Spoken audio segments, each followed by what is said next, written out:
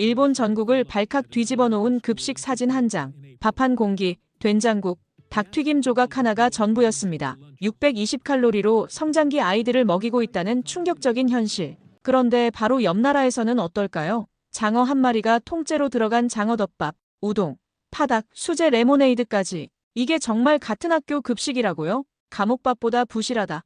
한국 급식 좀 보고 배워라는 일본 네티즌들의 분노가 폭발했습니다. 한 일본인 엄마가 직접 한국으로 날아가 확인해 본 결과는 단순히 급식의 차이가 아니었습니다. 두 나라의 미래에 대한 철학이 완전히 달랐던 거죠. 본격적인 이야기 들어가기 전에 잠시만요. 학교 급식이 아이들의 미래에 미치는 영향에 대한 여러분의 생각을 댓글에 작성해 주세요. 또한 이야기 들으시면서 기대가 되신다면 구독, 좋아요로 함께 해주세요.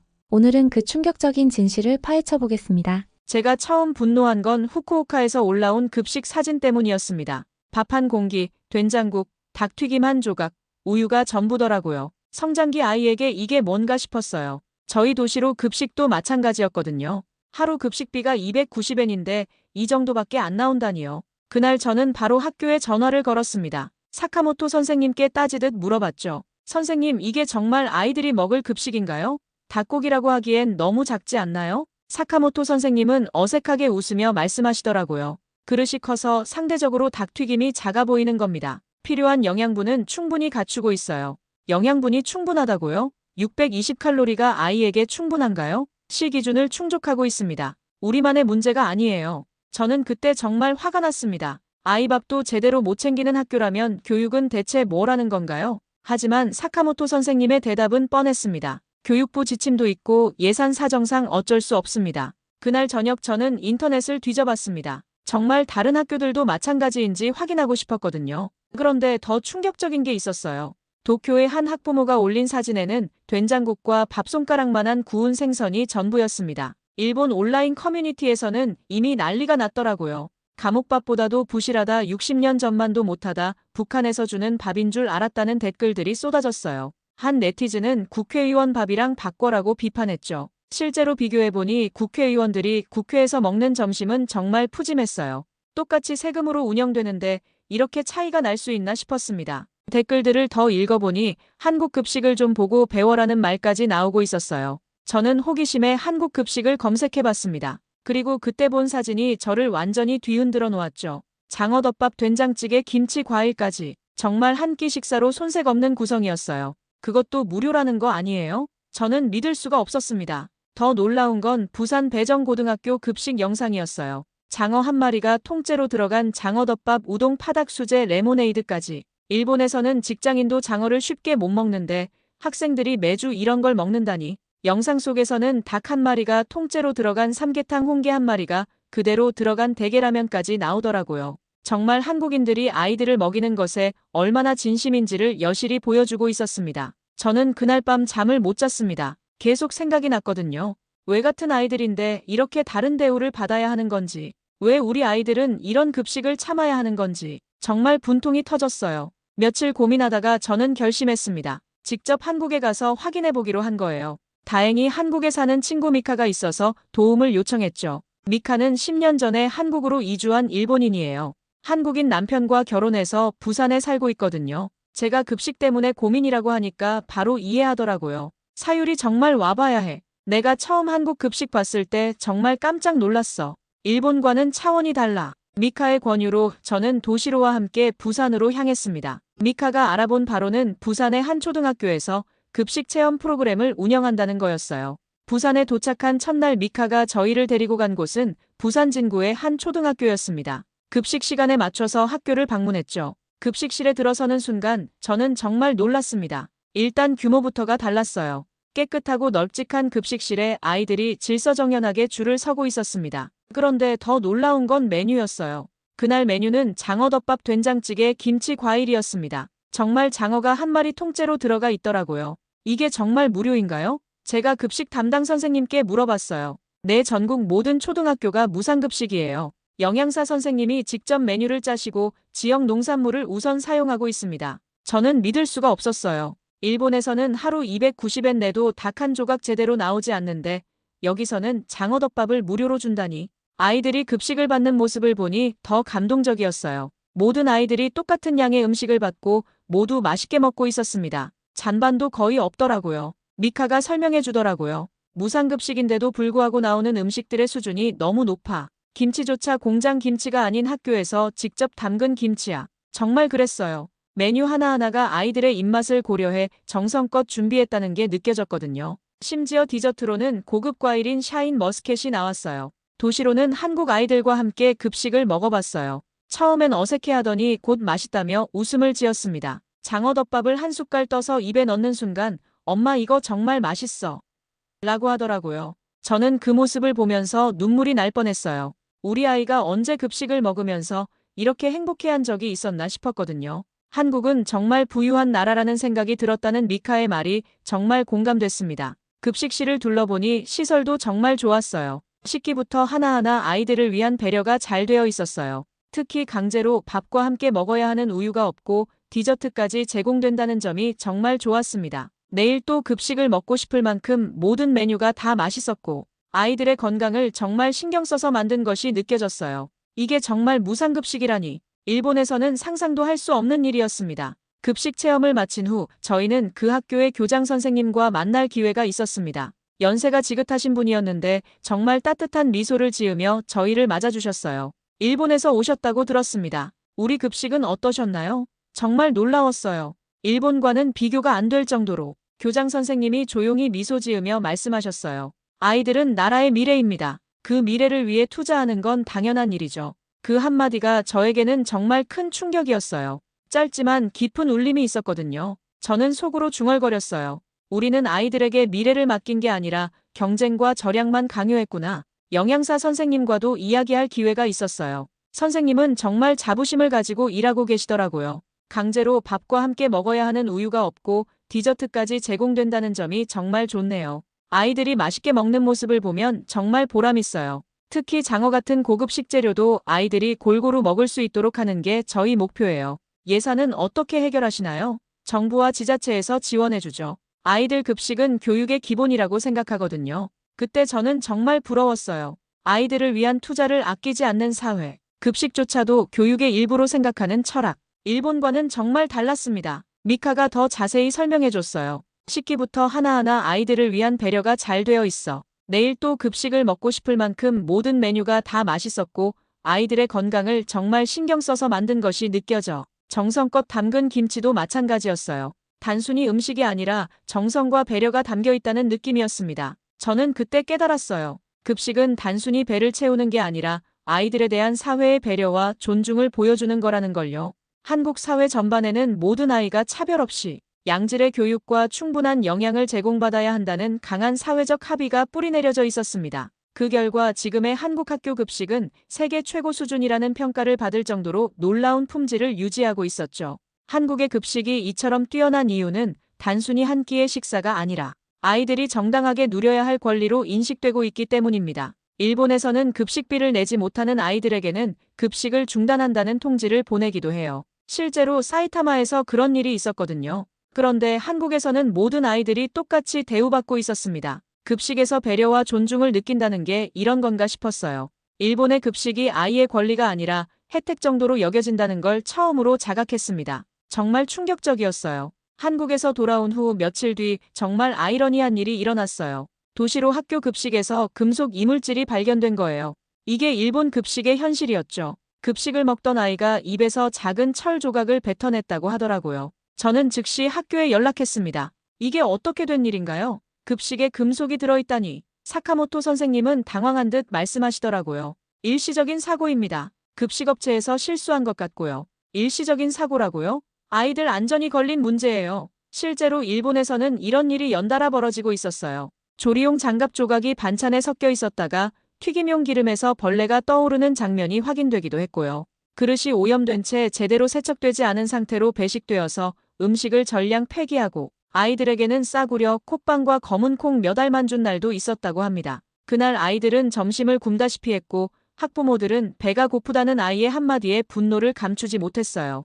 이건 내 아이만의 문제가 아니에요. 시스템의 문제예요. 저는 사카모토 선생님께 말했습니다. 예민하게 반응하실 필요는 없을 것 같은데요. 어느 급식에서나 있을 수 있는 일이고 예민하다고요? 저는 목소리가 높아졌어요. 한국에서 본 급식과 비교하니까 더 그랬죠. 한국에서는 이런 일이 없던데요. 사카모토 선생님은 더 이상 할 말이 없어 보였어요. 죄송합니다만 저희도 어쩔 수 없는 부분이 있어서 이후에도 급식에 대한 불신이 깊어져 학생 5명 중 1명은 도시락을 싸서 학교에 가져오는 상황에 이르렀습니다. 문제의 원인은 교체된 급식 조리업체라고 하는데 사건이 공론화된 이후에도 언론의 취재를 피하며 침묵하고 있다고 하죠. 그날 저는 정말 확신했어요. 이건 개인의 문제가 아니라 사회 전체의 문제라는 걸요. 메뉴 구성의 부실함에 더해 비위생적인 조리 환경 그리고 책임 회피에 가까운 대응까지 일본의 급식 시스템 전반에 대한 불신은 갈수록 커지고 있었습니다. 저는 인터넷에서 같은 생각을 가진 학부모들을 찾기 시작했습니다. 급식 개선을 위한 시민단체가 있다는 걸 알게 됐어요. 한국 급식에서 본 기본이 일본에서는 사치로 여겨진다는 걸 깨달았거든요. 첫 모임에 참석했을 때 정말 많은 엄마들이 저와 같은 고민을 하고 있다는 걸 알았습니다. 우리 아이 급식 보면 정말 눈물이 나요. 급식비는 계속 오르는데 질은 더 떨어지고 한국 급식 사진 보면 정말 부러워 죽겠어요. 모두들 한국 급식을 부러워하고 있었어요. 저는 제가 직접 체험한 이야기를 들려줬습니다. 정말 다른 나라 이야기 같아요. 장어덮밥을 무료로 준다니. 한국에서는 급식을 교육의 기본이라고 생각한다고 하더라고요. 시민단체 활동을 시작하면서 저는 더 충격적인 현실을 알게 됐어요. 일본의 급식이 사실상 계급사회를 반영하고 있다는 거였어요. 일본은 유치원 입학 시점부터 철저히 서열화된 교육 시스템이 자리 잡고 있는 나라입니다. 소위 말하는 엘리트 코스는 명문 유치원을 시작으로 명문 사립 초등학교, 중학교, 고등학교를 거쳐 도쿄대, 게이오대, 와세다대 등 최상위 대학에 진학하는 정해진 루트를 따르고 있어요. 이 때문에 일본 상류층 사이에서는 유치원 입학이 곧 자녀의 평생 신분을 결정짓는 출발선으로 인식되고 있으며 이는 교육을 통해 계층을 고착화하는 강력한 메커니즘으로 작동하고 있습니다. 조사해보니 상류층 아이들이 다니는 사립학교는 정말 다른 급식을 먹고 있었어요. 대표적인 명문 초등학교인 게이오 초등학교에 입학할 경우 입학금과 수업료 기부금 등을 포함해 연간 2-3천만 원에 달하는 비용을 지불해야 합니다. 여기에 유니폼 교재비, 특별활동비, 방학 중 연수나 해외 프로그램 등까지 합치면 자녀 한 명당 연간 1억 원에 가까운 교육비가 될 수도 있는 구조예요. 당연히 급식도 고급 식재료의 다양한 메뉴 영양사가 직접 관리하는 시스템까지 갖춰져 있죠. 반면 일반 공립학교는 열악한 교육, 예산의 압박 속에서 하루 급식비가 고작 290엔에 불과한 현실에 놓여 있습니다. 물가와 식재료비는 계속해서 오르고 있는데 이 정도 예산으로 아이들에게 제대로 된 식사를 제공하는 것은 사실상 불가능한 일이죠. 저희가 인터뷰한 한 학부모는 이렇게 말했어요. 우리는 국회의원들만큼도 못 먹이는 사회예요. 국회 식당 메뉴 보면 정말 화가 나죠. 정말 그랬어요. 국회 구내식당은 500엔으로도 정말 푸짐한 식사를 할 수 있더라고요. 같은 나라 아이들인데 이렇게 차별받아야 하나 싶었어요. 저는 이런 현실을 현대판 카스트라고 정의했어요. 태어나는 집에 따라 먹는 음식부터 달라지는 거죠. 이처럼 일본의 교육 품질 차이는 마치 현대판 카스트 제도처럼 확고하게 고착화되어 있습니다. 그런데 한국은 달랐어요. 강남이든 시골이든 전국 공통의 급식 시스템을 유지하고 있다는 거예요. 미카에게 확인해봐도 정말 그랬어요. 서울, 강남이나 부산이나 급식 수준이 비슷해. 물론 지역 특산물 같은 차이는 있지만 기본적인 질은 거의 동일하다고 보면 돼. 저는 정말 부러웠어요. 평등이 급식에서도 실현되는 나라. 모든 아이들이 똑같은 대우를 받는 사회. 한국 사회 전반에는 모든 아이가 차별 없이 양질의 교육과 충분한 영양을 제공받아야 한다는 강한 사회적 합의가 뿌리내려져 있었던 거죠. 그렇기에 일본 네티즌들은 이번에도 잠깐 소란스러울 뿐이지 결국 아무 일 없던 것처럼 넘어가 버릴 것이라고 한숨을 내쉬고 있었어요. 실제로 지난해에도 밥과 국에 생선구이 한 조각이 전부인 급식이 공개되며 전국민적인 분노를 일으킨 바 있었지만 정작 변한 것은 아무것도 없었거든요. 급식 문제로 고민이 깊어지면서 저는 정말 큰 결정을 내리게 됐어요. 도시로를 한국에서 교육시키는 것을 진지하게 고려하기 시작한 거죠. 남편에게 이야기했을 때 반응은 예상했던 대로였어요. 사유리 급식 때문에 한국으로 간다고? 너무 극단적이지 않아? 극단적이라고요? 아이의 건강한 성장이 극단적인 일인가요? 하지만 도시로는 일본에서 좋은 대학에 가야 해. 한국에 가면 그런 기회를 놓칠 수도 있어. 남편의 말이 정말 전형적인 일본인의 사고방식이었어요. 대학 입시가 전부라는 생각 말이에요. 좋은 대학이 전부인가요? 건강하고 행복하게 자라는 게 더 중요하지 않을까요? 그렇긴 하지만 며칠 후 사카모토 선생님도 저를 설득하려고 노력했어요. 야마구치시 한국 급식이 좋다고 해서 무작정 한국으로 가시는 건 현명하지 않아 보여요. 한국 급식은 일시적인 유행일 뿐일 수도 있고요. 유행이라고요? 선생님도 한국 급식 사진 보셨잖아요. 그게 유행인가요? 하지만 언어 문제도 있고 문화 차이도. 사카모토 선생님의 말을 듣고 있으니까 정말 답답했어요. 근본적인 문제는 보지 않고 회피만 하고 있다는 생각이 들었거든요. 그런데 결정적인 순간이 왔어요. 도시로가 저에게 말한 거예요. 엄마, 나도 한국에서 장어 먹고 싶어. 그 한마디가 저의 마음을 완전히 굳혔어요. 아이 스스로가 원하고 있다는 걸 확인한 거죠. 저는 남편을 다시 설득했어요. 적어도 1년만 체험해보자. 도시로가 정말 원하고 있어. 1년이라고 해도 일본 교육 과정과 차이가 날 텐데. 교육은 시험 점수만으로 평가할 수 있는 게 아니에요. 균형 잡힌 성장이 더 중요하죠. 결국 남편도 조건부로 동의했어요. 1년간 체험해보고 도시로가 적응하지 못하면 다시 돌아오기로 한 거죠. 저는 그때 확신했어요. 급식 하나가 아이의 선택과 꿈에 영향을 준다는 걸요. 한국행 결정은 단순히 급식만의 문제가 아니라 교육의 본질을 향한 전환점이었어요. 미카에게 연락해서 부산 정착에 대해 구체적으로 상의하기 시작했습니다. 정말 큰 변화의 시작이었어요. 그렇기에 일본 네티즌들은 이번에도 잠깐 소란스러울 뿐이지 결국 아무 일 없던 것처럼 넘어가 버릴 것이라고 한숨을 내쉬고 있지만 저는 달랐어요. 실제로 행동에 옮기기로 결심한 거죠. 가장 큰 이유는 일본 상류층이 제도 변화의 필요성을 전혀 느끼지 못하고 있기 때문이었어요. 자신들의 아이들은 명문 사립학교에서 좋은 급식을 먹고 있으니까 일반 공립학교 급식이 얼마나 부실한지 모르고 있다는 거죠. 이런 상황에서는 변화를 기대하기 어렵다고 판단했습니다. 저 혼자라도 변화를 만들어야겠다고 생각했어요. 2024년 3월 저희는 정말로 부산으로 이주했어요. 도시로는 미카가 추천해준 부산의 한 초등학교에 체험 입학을 하게 됐습니다. 첫 등교날 저는 정말 떨렸어요. 도시로가 잘 적응할 수 있을까, 언어 문제는 없을까 여러 걱정이 많았거든요. 하지만 도시로는 생각보다 빨리 적응했어요. 아이들이 정말 친절하게 대해줬거든요. 특히 급식 시간이 되면 도시로 얼굴에 환한 미소가 번졌어요. 첫 급식 메뉴는 불고기 덮밥이었어요. 도시로가 집에 와서 신나게 이야기하더라고요. 엄마, 오늘 급식 정말 맛있었어. 고기도 많이 들어있고 김치도 맛있고. 그 모습을 보니까 정말 눈물이 날 뻔했어요. 도시로가 급식을 먹으면서 이렇게 행복해하는 모습을 언제 본 적이 있었나 싶었거든요. 일주일째 되는 날 도시로가 정말 감동적인 말을 했어요. 엄마, 여기서는 밥이 공부야. 밥이 공부라니? 응, 선생님이 말씀하셨어. 급식을 통해서 영양도 배우고 감사하는 마음도 배운다고. 일본에서는 그냥 먹기만 했는데 여기서는 다양한 걸 배워. 저는 그때 정말 감격했어요. 이제야 진짜 교육을 시작했구나라는 생각이 들었거든요. 한 달 후 도시로의 담임 선생님과 상담할 기회가 있었어요. 선생님은 정말 만족스러워 하시더라고요. 도시로가 급식 시간을 정말 즐거워해요. 다른 아이들과도 잘 어울리고 한국어도 빨리 늘고 있어요. 감사합니다. 도시로도 학교 오는 걸 정말 좋아해요.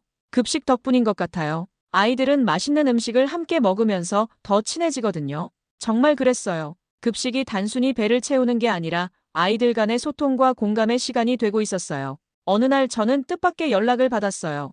일본의 사카모토 선생님에게서 온 이메일이었거든요. 야마구치시 한국 생활은 어떠신가요? 최근 일본 언론에서 한국 급식에 대한 기사가 많이 나오고 있어요. 야마구치시가 언론 인터뷰를 하신 것도 봤고요. 정말 대단하다고 생각합니다. 사카모토 선생님도 변화하고 있다는 걸 느낄 수 있었어요. 제가 던진 문제 제기가 서서히 파급 효과를 만들어내고 있었던 거죠. 실제로 성장기 아이들에게 이런 부실한 급식을 제공한다면 당연히 신체 발달에도 영향을 미치지 않을 수 없습니다. 실제로 지난 10년 사이 한국 청소년들의 평균 키가 3에서 7cm 정도 꾸준히 증가해 오는 동안 일본 아이들의 평균 키는 20에서 30년간 거의 변화가 없이 제자리에 머물러 있어요. 아이들의 발육에 가장 영향을 주는 성장기에 이런 급식이나 먹이고 있으니 키가 클 수 있을 리가 없겠죠. 일각에서는 일본의 비만율이 적고 마른 사람이 많은 이유는 어릴 때부터 제대로 먹이지 않기 때문이라는 말까지 나오고 있습니다. 급식이 교사와 학부모의 세계관까지 바꾸고 있다는 걸 실감했어요.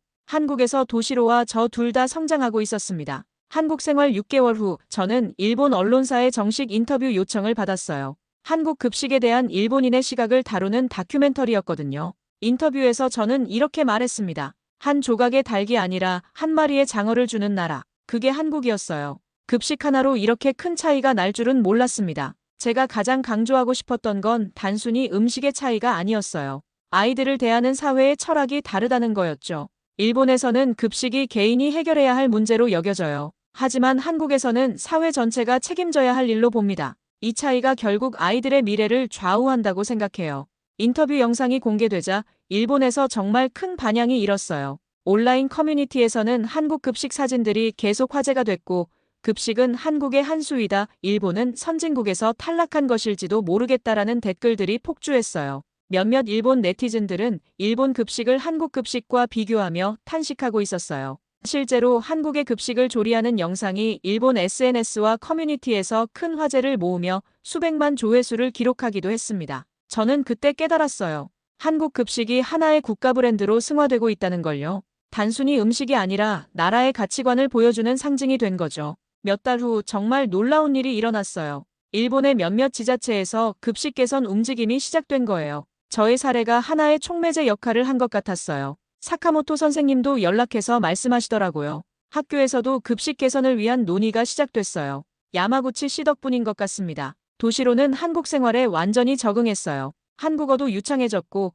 한국 친구들과도 정말 친하게 지내고 있었어요. 가장 인상적이었던 건 도시로의 변화였어요. 예전보다 훨씬 밝아졌고 음식에 대한 감사함도 깊어졌어요. 엄마 급식 선생님들이 우리를 위해서 이렇게 정성껏 만들어주시는구나. 이런 말을 하는 걸 보면 정말 교육이 제대로 이루어지고 있다는 생각이 들었어요.